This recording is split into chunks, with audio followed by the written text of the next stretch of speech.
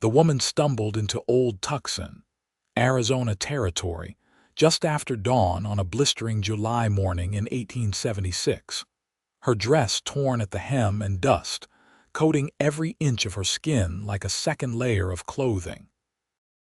Helena Keller clutched a small carpetbag to her chest, as though it contained all the treasures of the world, though anyone with eyes could see it was nearly empty. Her dark hair had come loose from its pins during her desperate journey, and her hazel eyes darted nervously across the sparse early morning crowd gathering near the town's only well. She had been traveling for 3 weeks, first by train from St. Louis, then by stagecoach until her money ran out, and finally on foot when the driver refused to let her ride further without payment. Her feet ached inside boots that had once been fine leather but were now cracked and worn. The Arizona sun was already promising another scorching day, and Helena knew she needed water, food, and most importantly, a place to hide. Deacon Ortega watched the woman from where he stood outside the general store, his tall frame casting a long shadow across the wooden planks of the boardwalk. At 28 years old, he had the weathered look of a man who had spent most of his life outdoors, with sun-bronzed skin and lines around his eyes from squinting against the harsh desert light. His dark hair curled slightly at his collar, and his green eyes missed nothing as they tracked the stranger's nervous movements. He had been in town buying supplies for his small ranch, 5 miles outside of Old Tucson, a piece of land he had worked hard to build from nothing over the past 6 years. Deacon prided himself on reading people, a skill learned from years spent as a scout for wagon trains crossing the territory. This woman was running from something, that much was clear. The question was what, and whether it would bring trouble to his doorstep. Helena reached the well and drew water with shaking hands, drinking deeply from the dipper, before filling a small canteen she pulled from her bag. She could feel eyes on her and knew she must look like exactly what she was, a woman alone with no protection and no prospects. In a town like this, that made her vulnerable to all manner of unwanted attention. "You look like you have traveled far," a voice said from behind her. Helena spun around, water sloshing from the dipper, and found herself facing the tall frontiersman.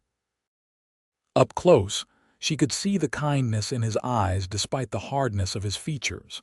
He held his hands slightly away from his sides, a gesture she recognized as meant to show he was no threat. "I have," she said carefully, her voice hoarse from dust and thirst. "I am looking for work if anyone is hiring." Deacon studied her for a long moment. She was pretty, even beneath the grime and exhaustion, with delicate features and an air of refinement that spoke of better days.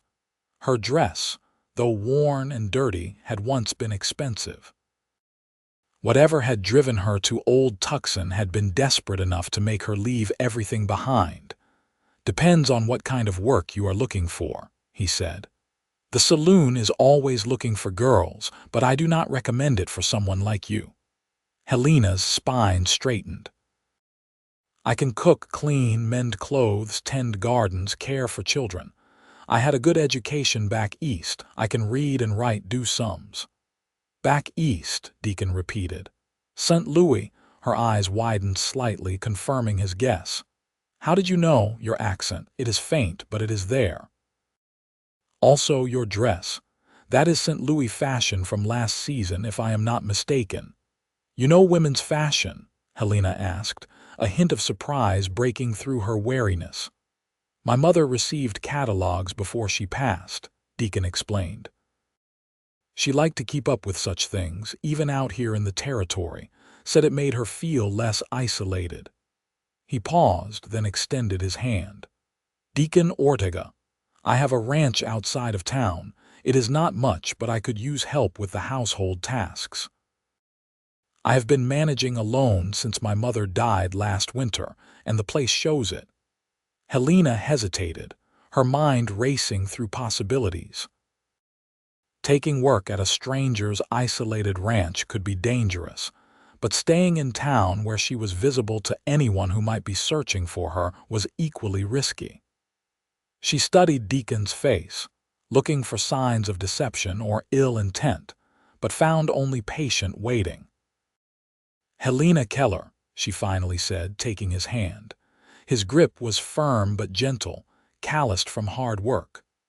"I would be grateful for the work, Mr. Ortega, but I should be honest with you. I am running from something, and I do not want to bring trouble to anyone who helps me." The admission surprised Deacon. Most people in her position would have lied, hidden the truth until it caught up with them. Her honesty, even when it might cost her the opportunity, spoke to her character. "What kind of trouble?" he asked. Helena glanced around the street, which was beginning to fill with more people as the day progressed. "Could we speak somewhere more private?" Deacon gestured toward the general store. "I need to finish collecting my supplies. You can help me load the wagon and we can talk on the way to the ranch. If you decide not to stay after we talk, I will bring you back to town, no questions asked." It was the best offer Helena was likely to get. She nodded and followed him to where a sturdy wagon stood hitched to 2 horses. As Deacon went into the store, she waited beside the wagon, trying to make herself inconspicuous. Her heart hammered against her ribs every time someone walked past, and she fought the urge to run. When Deacon returned with his arms full of supplies, Helena helped him load sacks of flour, beans, and other goods into the wagon bed. He worked efficiently, and she noticed how he positioned himself between her and the street, as though already protecting her from prying eyes. The gesture touched something deep inside her chest, a feeling she had not experienced in longer than she cared to remember. Once everything was loaded, Deacon helped her onto the wagon seat before climbing up beside her. He took the reins and guided the horses out of town, heading northeast into the scrubland. For several minutes, they rode in silence, the only sounds the creak of the wagon wheels and the steady clip of hooves on hard, packed earth. "My fiancé," Helena finally said, the word bitter on her tongue, or rather my former fiancé, is a man named Thomas Whitmore. His family is very wealthy and very powerful in St. Louis. When I agreed to marry him, I thought I was making a good match. He seemed kind and attentive during our courtship." She paused, swallowing hard. Deacon did not press her, just kept his eyes on the road and waited for her to continue. "After we were engaged, things changed. He became possessive, controlling. He wanted to know where I was every moment, who I spoke to, what I thought about. When I displeased him, he would grab my arm hard enough to leave bruises, though always where they would not show. He told me it was because he loved me so much, that he could not bear the thought of losing me." Deacon's jaw tightened, but he still said nothing. 3 months ago, his temper escalated. He struck me across the face during an argument about a man who had spoken to me at a party. That was when I knew I had to leave.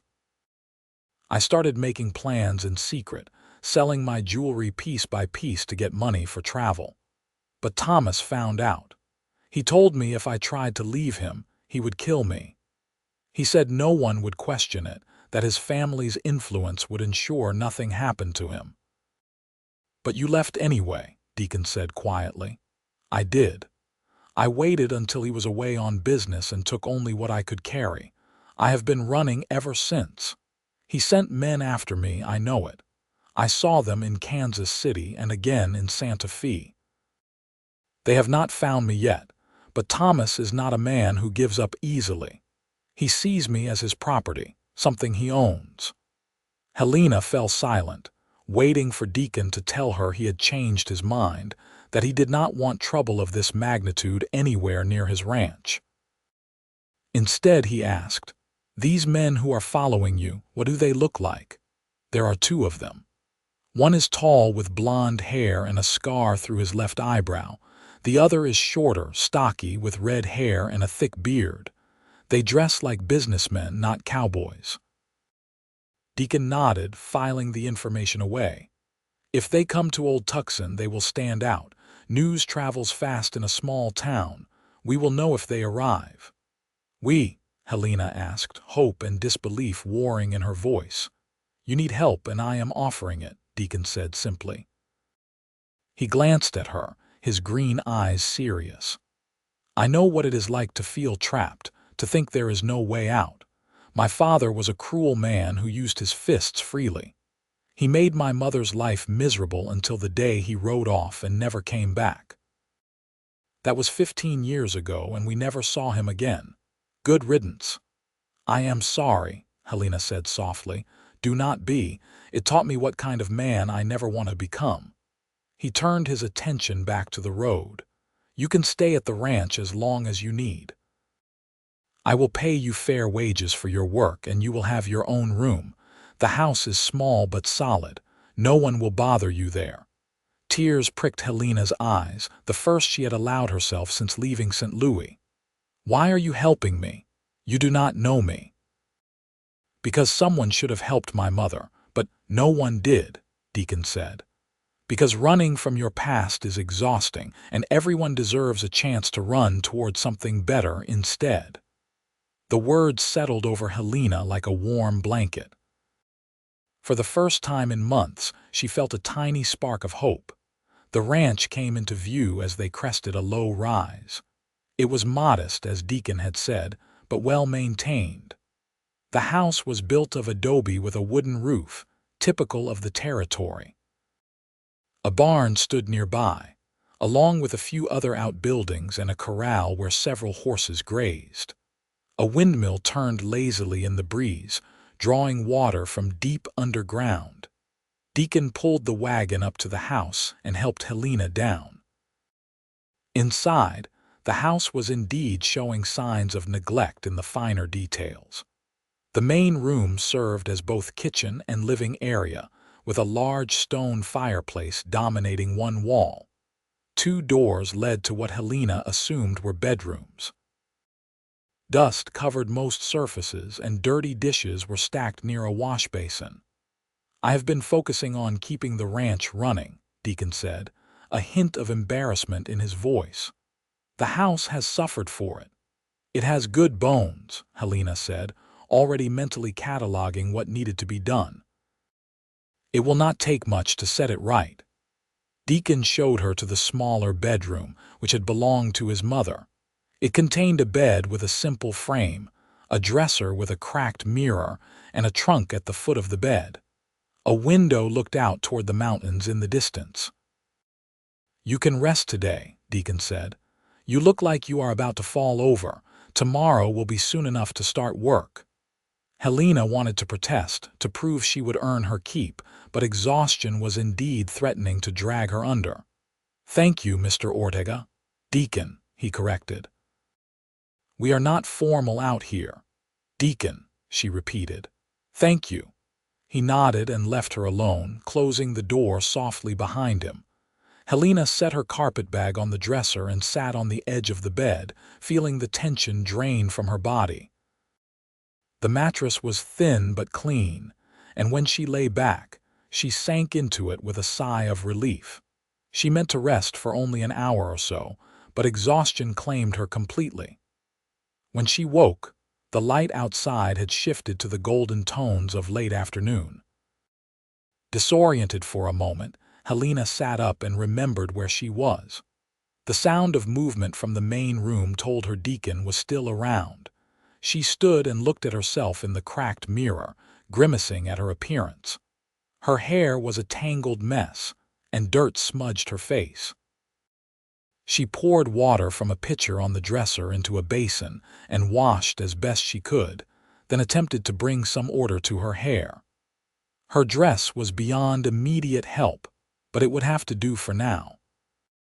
When she emerged from the bedroom, she found Deacon at the table, working on mending a piece of tack. He looked up and smiled slightly. Feeling better, much, Helena admitted. I did not mean to sleep so long. You needed it. He set aside the leather he had been working on. I made coffee if you want some. It is not fancy, but it is hot and strong." Helena accepted a cup gratefully and sat across from him at the table. The coffee was indeed strong, almost bitter, but it cleared the last of the fog from her mind. She looked around the room with fresh eyes, noting details she had missed earlier. Despite the dust and disorder, there were signs of a woman's touch. Curtains on the windows, though faded, a set of nice dishes on a shelf, a quilt draped over a rocking chair in the corner. "Your mother had good taste," Helena said. "She did," Deacon agreed. "She tried hard to make this place a home. It was not easy for her, moving from Mexico to the territory. She missed her family, her friends, the life she had known. But she was strong, stronger than my father ever gave her credit for." "How long has she been gone?" 8 months now. She took sick last November, and by February she was gone. The doctor said it was her lungs, but I think it was also her heart. She never really recovered after my father left. Part of her kept hoping he would come back, even though she was better off without him.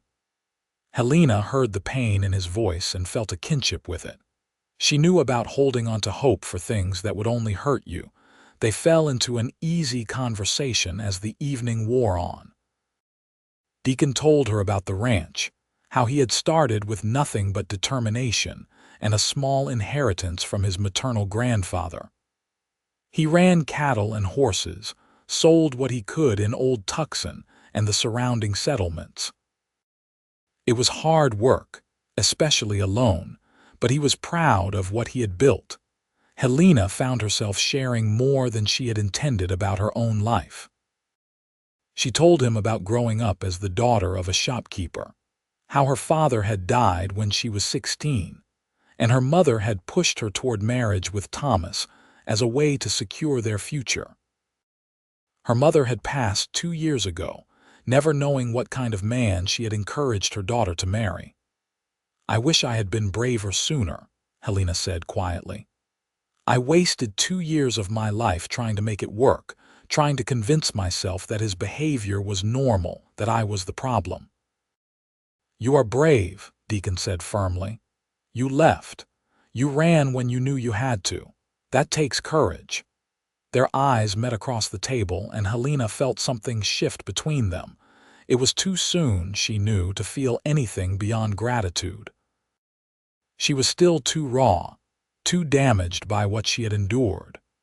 But there was something about Deacon's steady presence, his quiet strength, that made her feel safe for the first time in years. The next morning, Helena woke early and set to work. She started in the kitchen, washing dishes and scrubbing surfaces until they gleamed. She found basic ingredients and made biscuits and gravy for breakfast, along with eggs from the chickens she discovered in a coop behind the house. When Deacon came in from his morning chores, his eyes widened at the sight of a proper meal on the table. "I did not expect this," he said, sitting down. "You are paying me to help with the household," Helena reminded him. "That includes cooking."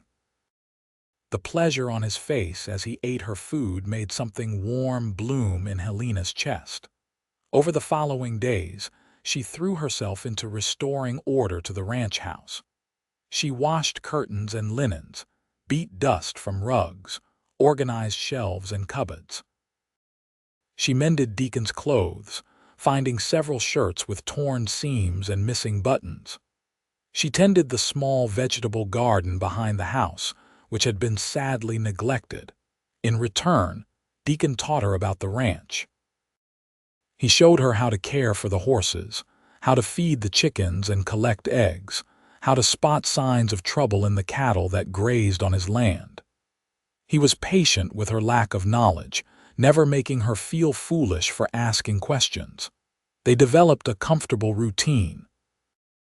Deacon would rise before dawn to handle the morning chores, and Helena would have breakfast ready when he returned. During the day, they would work separately but often within sight of each other. Evenings were spent together, sharing meals and conversation. Sometimes they would sit on the porch as the sun set, watching the sky turn brilliant shades of orange and pink. 3 weeks after Helena's arrival, they rode into Old Tucson together to pick up supplies and sell a few horses Deacon had trained. Helena felt nervous returning to town, but Deacon stayed close to her side, a reassuring presence. They conducted their business efficiently, and Helena allowed herself to relax slightly. Perhaps Thomas's men had lost her trail. Perhaps she was finally safe. As they loaded the last of their purchases into the wagon, a voice called out, "Deacon Ortega, that you?" A man approached, wearing a sheriff's badge on his vest. He was in his 50s with a graying beard and a weather-beaten face. His eyes were sharp but not unkind as he looked between Deacon and Helena. "Sheriff Morrison," Deacon greeted him. "Good to see you. Been meaning to ride out to your place," the sheriff said. "Wanted to ask if you have seen any strangers around lately." "Had 2 fellows come through last week asking questions about a woman traveling alone. They had a photograph, showed it to folks around town." Helena's blood ran cold. Deacon's hand moved to rest lightly on her lower back, a gesture of support. "What did these men look like?" Deacon asked. "One tall and blonde, the other shorter with red hair," the sheriff said, confirming Helena's worst fears. "They said the woman they were looking for was engaged to one of them, that she had run off in a fit of hysteria, and they were worried about her safety. Thing is, something about their story did not sit right. They were too eager, too insistent." "What did you tell them?" Helena asked, her voice barely above a whisper. The sheriff looked at her directly. "I told them I had not seen anyone matching the description, sent them on toward Prescott. But they might come back and they might get more aggressive in their questioning. If they do, I need to know the real story." Helena looked at Deacon, who nodded encouragingly. Taking a deep breath, she told the sheriff an abbreviated version of what she had told Deacon. The sheriff listened without interruption, his expression growing harder as she spoke. "That is what I figured," he said when she finished. "Men like that, they think the badge gives them permission to push folks around, but it does not work that way in my town. If they come back, you let me know immediately. I do not care how much money or influence this Whitmore fellow thinks he has. He does not have any out here." "Thank you, Sheriff," Helena said, relief making her voice shake. "One more thing," the sheriff said. "Might not be a bad idea for you two to think about making your arrangement more permanent-like. A married woman has more protection under the law than one just working for someone. Her husband has the right to tell men like that to get lost. Just something to consider." With that, he tipped his hat and walked away, leaving Helena and Deacon standing in stunned silence. "He has a point," Deacon said carefully as they climbed into the wagon. "A marriage, even a marriage of convenience, would give you more legal protection." Helena's heart pounded. "We barely know each other." "We have known each other for almost a month now," Deacon pointed out. "I know you are brave, kind, and hard-working. I know you make the best biscuits I have ever tasted and that you sing while you work when you think no one is listening. I know you love watching the sunset and that you are afraid of the dark but pretend you are not." "How did you know about the dark?" Helena asked, surprised. "I have seen you light every lamp in the house before night falls," Deacon said gently. "It is all right to be afraid, Helena. After everything you have been through, it would be strange if you were not." They rode in silence for a few minutes before Helena spoke again. "What would you get out of such an arrangement?" "A wife," Deacon said simply. "Someone to share the work and the life I am building. Someone to talk to at the end of long days. I have been alone for a long time, Helena. I did not realize how much I missed having someone around until you arrived." "But you deserve someone who loves you," Helena protested. "Not someone who is just using you for protection." Deacon pulled the wagon to a stop and turned to face her fully. "What if I told you that I think, given time, we could come to care for each other deeply? I am not asking you to love me right now. I am asking you to give us both a chance to see what might grow between us." Helena searched his face, seeing only sincerity there. "You would be willing to take that risk, to tie yourself to me knowing that Thomas might never give up, that this could follow us forever?" "I am willing," Deacon said firmly. "The question is, are you willing to stop running from your past and start running toward a future with me instead?" The echo of his words from weeks ago struck Helena deeply. He was offering her more than protection, more than safety. He was offering her a chance at a real life, a partnership built on mutual respect and the possibility of something more. "Yes," she whispered. "Yes, I am willing." Deacon's face broke into a genuine smile, the first truly unguarded expression she had seen from him. He took her hand, threading his fingers through hers. "Then let us go home and plan a wedding." They were married 3 days later in Old Tucson's small church, with Sheriff Morrison and his wife as witnesses. Helena wore a simple blue dress that had belonged to Deacon's mother, altered to fit her. Deacon wore his best shirt and pants, his hair neatly combed. The ceremony was brief but meaningful, the preacher's words about commitment and partnership resonating with them both. When the preacher pronounced them husband and wife and told Deacon he could kiss his bride, there was a moment of hesitation. This was the first time they would kiss, and the weight of it hung between them. Then Deacon leaned in slowly, giving Helena time to pull away if she wanted. She did not. His lips met hers gently, sweetly, a kiss of promise rather than passion. That night back at the ranch, they sat together on the porch as they had done so many evenings before. But now there was a new awareness between them, a sense of possibility. "I do not expect anything tonight," Deacon said quietly, "or any night until you are ready. This marriage is real, Helena, but it can unfold at whatever pace you need." Helena felt tears prick her eyes at his understanding. "Thank you. I want to be a real wife to you, Deacon. I just need time to heal first." "We have all the time in the world," he assured her. Over the following weeks, they settled into married life with surprising ease. They continued to sleep in separate rooms, but there was an increasing intimacy between them that had nothing to do with physical relations. They learned each other's habits and preferences.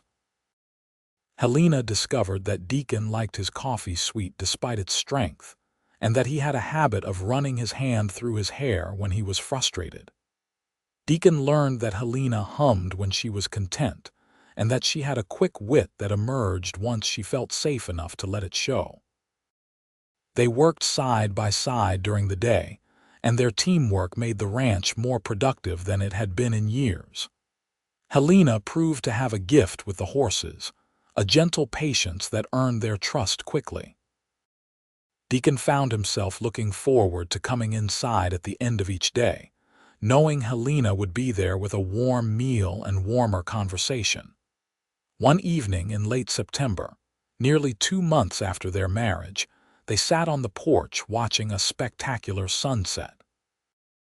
The air had begun to cool with the promise of fall, and Helena had wrapped a shawl around her shoulders. Deacon sat close to her, and without thinking about it, he put his arm around her.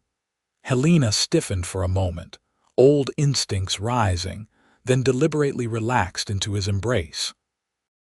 This was Deacon, she reminded herself. Deacon, who had never raised his voice to her, never made demands, never tried to control her. Deacon, who asked her opinion and listened to her answers, who praised her accomplishments and supported her through mistakes. "Are you all right?" Deacon asked, feeling her initial tension. "I am," Helena said, and realized she meant it. "I was just thinking about how different this is from what I expected my life to be." "Different how?" "Better," she said simply. "So much better. I never knew marriage could be like this. 2 people working together instead of one person trying to dominate the other." Deacon pressed a kiss to the top of her head. "This is how it should always be." Helena turned in his arms to look up at him, and something shifted in her chest. She had been so focused on healing, on building trust, that she had not noticed when gratitude had begun to transform into something deeper. But looking at Deacon now, seeing the warmth in his eyes as he looked back at her, she recognized the feeling blooming inside her as the beginning of love.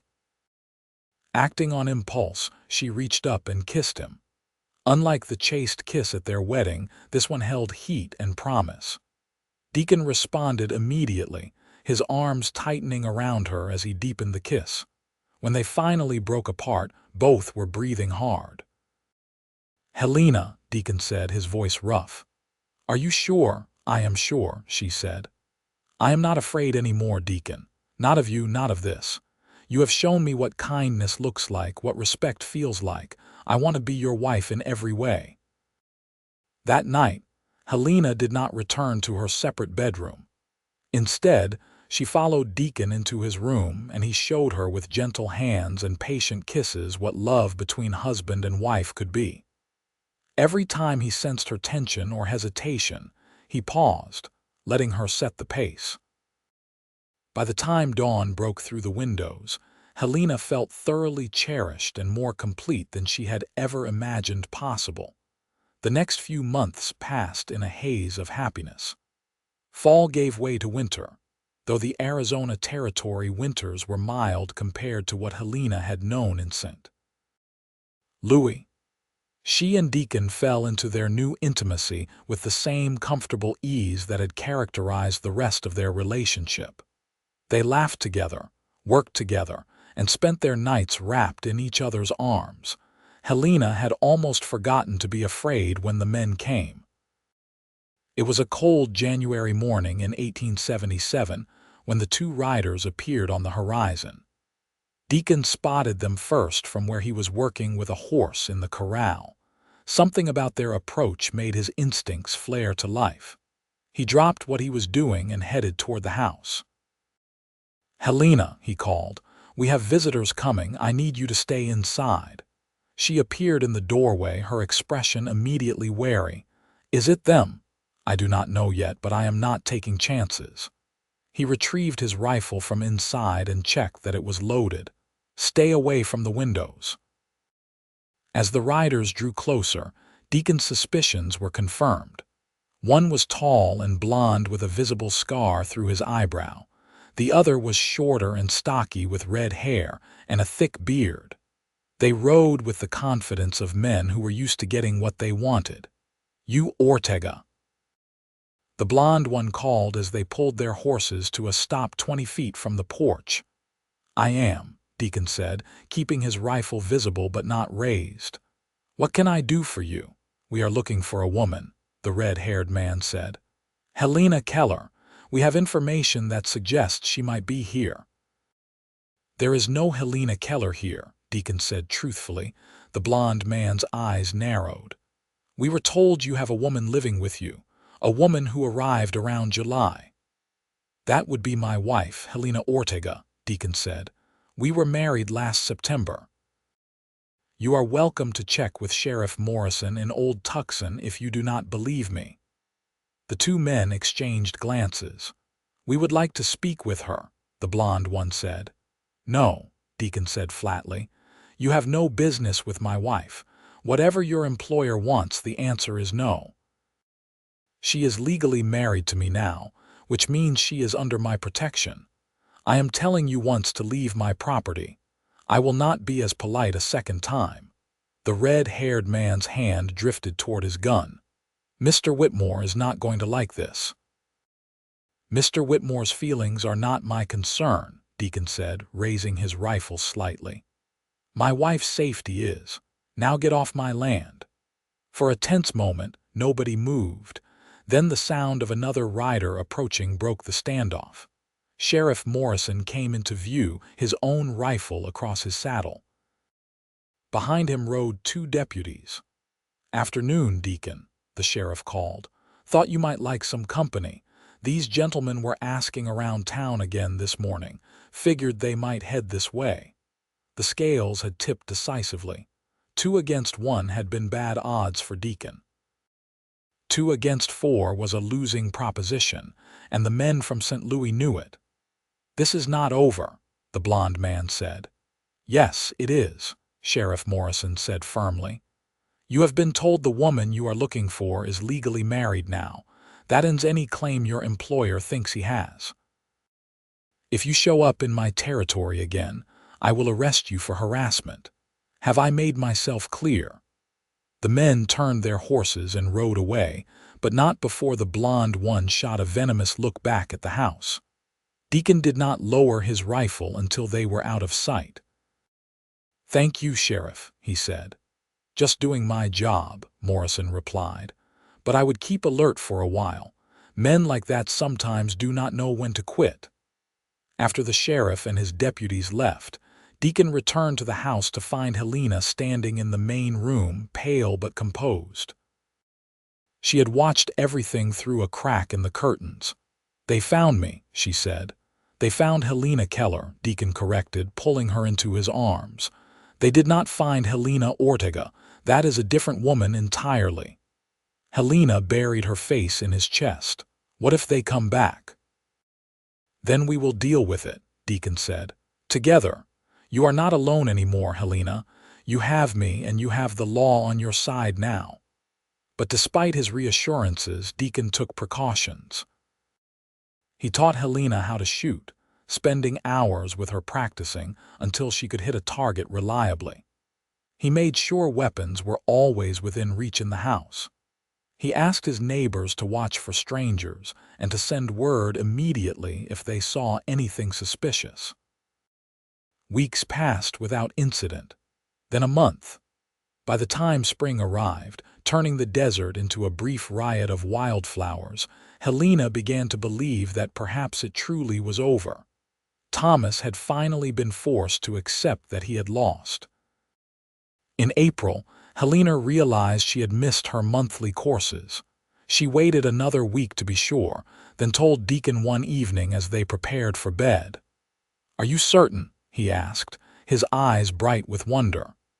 "As certain as I can be without seeing a doctor," Helena said. "I thought we should wait to be sure before getting too excited." Deacon pulled her close, his hand splaying across her still flat stomach. "A baby," he said softly. "Our baby." Over the following months, they watched as Helena's body changed to accommodate the new life growing inside her. Deacon was attentive to the point of being overprotective, worrying every time Helena lifted anything heavier than a plate. She alternated between finding it endearing and exasperating.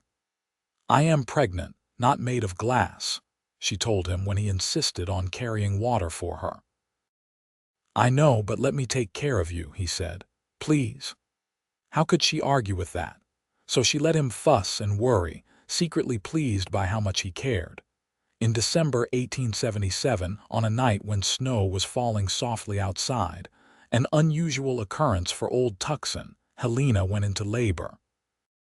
Deacon had brought a midwife from town to stay with them for the last few weeks, and now he paced anxiously while the woman attended to his wife.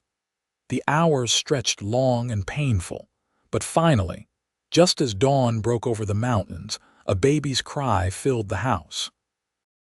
Deacon was allowed into the room to find Helena exhausted but glowing, holding a tiny bundle wrapped in a blanket. "A son," she said, smiling up at him. "We have a son." Deacon looked down at the tiny face of his child and felt his heart expand in a way he had not known was possible.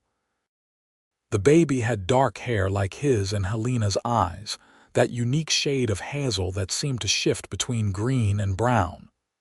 "What should we name him?" Helena asked. They had discussed names, but now, looking at his son, Deacon remembered something his mother had told him once. "Daniel," he said. "My mother always said that if she had another son, she would have named him Daniel. It means God is my judge." "Daniel Ortega," Helena tested the name. "It is perfect." Caring for a newborn was exhausting but rewarding work. Deacon proved to be a devoted father, getting up for nighttime feedings and diaper changes without complaint. He would hold Daniel for hours, marveling at the tiny fingers and toes, the miniature perfection of their son. As Daniel grew from infant to toddler, Helena and Deacon's ranch continued to prosper. They expanded their herd and built a larger barn. Helena's garden flourished, providing fresh vegetables through the growing season and preserved goods for winter.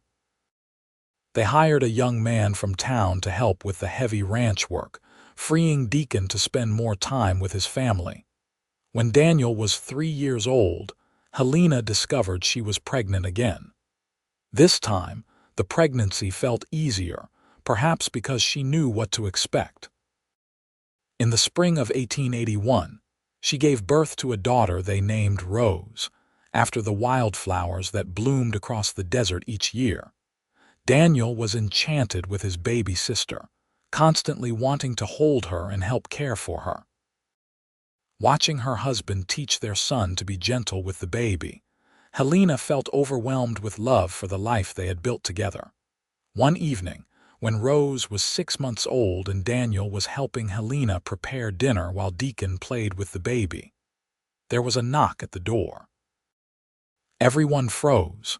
They rarely had unexpected visitors, and old fears died hard. Deacon handed Rose to Helena and answered the door with his hand near his gun. But it was not danger that stood on their porch. It was a middle-aged man in a suit, carrying a leather satchel. "Mr. Ortega." "My name is Samuel Patterson. I am an attorney from St. Louis. May I speak with you and your wife?" Deacon's eyes narrowed. "About what?" "About Thomas Whitmore," the attorney said. "May I come in? I assure you I am not here to cause trouble. Quite the opposite, actually." Deacon let him in warily.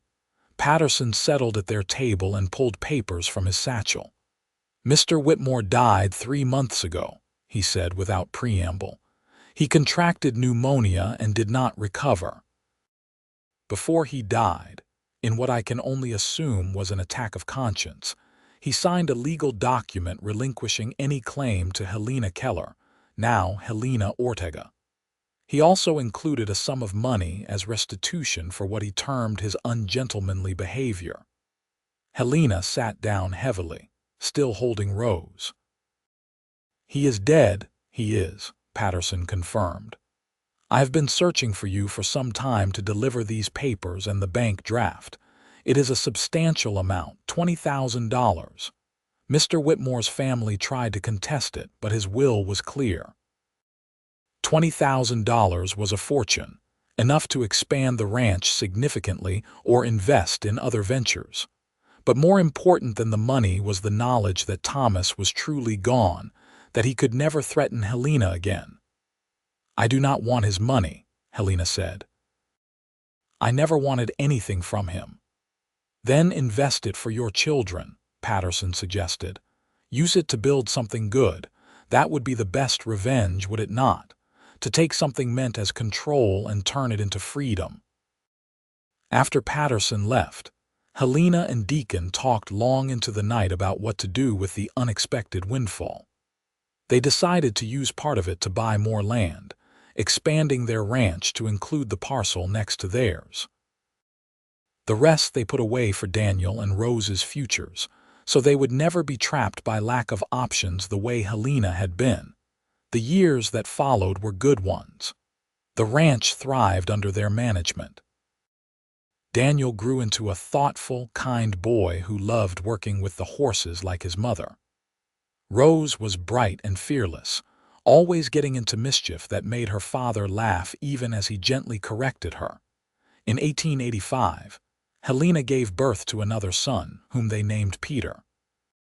2 years later, their final child arrived, a daughter they called Lily.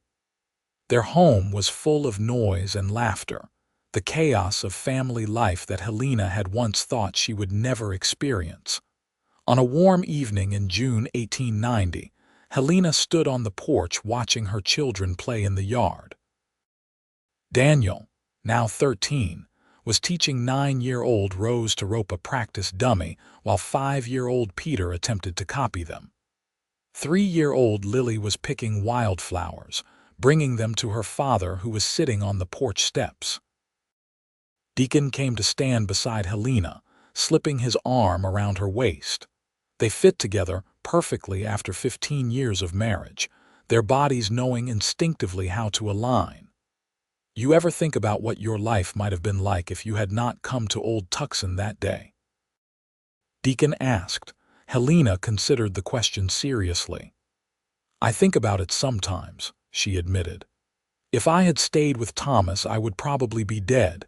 If I had kept running, I might still be running now, never settling anywhere long enough to build a life. Either way, I would not have this. I would not have you, or our children, or this home we have made together. I am glad you got off that stagecoach in Arizona Territory, Deacon said. My life truly began the day you walked into Old Tucson.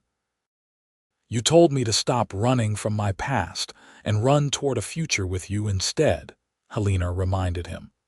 That was the best advice anyone ever gave me. Deacon turned her in his arms so they were facing each other. Even after all these years, after 4 children and countless challenges overcome together, he could still make her heart beat faster with just a look. I love you, Helena Ortega, he said. From that first morning when you stood by the well looking lost and scared, to right now with our children playing in the yard of our ranch, every moment in between, I have loved you more. I love you too, Helena said, reaching up to cup his face. You saved me, Deacon. Not just from Thomas, but from a life without joy, without purpose, without love. You gave me everything I never knew I needed. Their kiss was witnessed by their children, who made appropriately disgusted noises that turned into giggles. Deacon and Helena broke apart laughing, and then they were surrounded by small bodies demanding attention and affection. That night, after the children were finally asleep and the house was quiet, Helena and Deacon lay in bed together, Helena's head on Deacon's chest as she listened to his heartbeat. You think Daniel will take over the ranch someday? Helena asked. If he wants to, Deacon said. But if he wants to do something else, we will support that too, same with the others. We have enough put aside that they can choose their own paths. We did well, did we not? Helena said. Building this life from nothing, we did better than well, Deacon corrected. We built something beautiful, and we are not done yet. We have years ahead of us still. He was right. They had decades more together, watching their children grow into adults, welcoming grandchildren, expanding the ranch until it was one of the most successful in the territory. When Arizona achieved statehood in 1912, they were there to celebrate, proud to be part of the state's history. But those triumphs were still to come. On that June night in 1890, they were simply a man and woman who had found each other against all odds, who had chosen to build a future together when the past threatened to destroy them both. They had 4 healthy children sleeping down the hall, a thriving ranch outside their windows, and a love that had grown deeper and stronger with every passing year. Helena had whispered that she was running from her past, and Deacon had told her to run toward their future instead. She had taken that leap of faith, and it had led her here, to this moment of perfect contentment, surrounded by everything that mattered. As she drifted off to sleep in her husband's arms, Helena thought about that frightened woman who had stumbled into Old Tucson 14 years ago. She wished she could go back and tell her that everything would be all right, that she would find safety and love and happiness beyond her wildest dreams. But perhaps she did not need to. Perhaps that woman had known deep down that the tall frontiersman with kind eyes was offering her more than just work. He was offering her a life, a real life, and the courage to claim it, and what a life it had turned out to be.